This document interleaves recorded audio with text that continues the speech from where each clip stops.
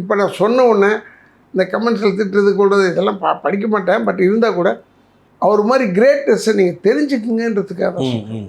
தந்தை பெரியார் அங்கே தான் இருந்தார், உடல்நிலை சரியில்லை. அப்படியே போய் பார்த்துட்டு வந்து உட்காந்ததுலேருந்து புலம்ப ஆரம்பிச்சிட்டார். எங்கள் அப்பா அப்படி புலம்பி நான் பார்த்தது இல்லைங்க. பெரியார் மேலே எவ்வளோ ஆசை அவருக்கு இருக்குன்றது நான் அப்போ தான் பார்த்தேன், தெரிஞ்சுக்கிட்டேன். போயிட்டார் ரமேஷ். பெரியாருடைய ஆரோக்கியத்தை பற்றி பேசி புலம்புறாரு. எதையும் புலம்புறாருங்க. என்ன புலம்பிருக்காருன்றது, ஆனால் பேசிக்கிட்டே இருக்காரு அவர். இனிமேல் தலைவன் நீங்கள் கிடையாது, இனிமேல் அது கிடையாது.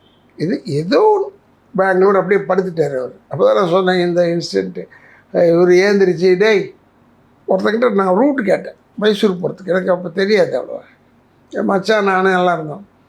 கேட்டோம், ரூட்டு கேட்டோம். அவங்க சொன்னாங்க சீதா போகப்பா, சர்க்குலோ ரைட்டு சீதா ஸ்ட்ரைட் மைசூர்னு சொன்னோம். அங்கே போனால் 5 ரோடு பிரியுது, எந்த ரைட்டுன்னு தெரில. திருப்பி அப்படியே சுற்றி ஈத்தி ஒருத்தங்கிட்ட வந்துட்டோம். ஏன்னா இவர் படுத்திருக்கார் வேறு. ஒருத்தர்கிட்ட வந்து ஒருத்தர் நின்றுட்டு இருந்தார். அவர்கிட்ட சொன்னோம் சார் மைசூர் அவன் சீதா போகப்பா அப்படின்னு சொல்லுவான்.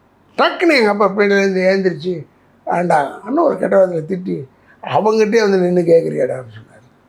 அவங்ககிட்டே நின்று கேட்குறத படுத்து இருந்த மனுஷன் பார்த்துருக்காரு பாருங்க. அவர் greatness is a great leaders, is a great man. ஒரு சித்தர் மாதிரி தான் அவர்.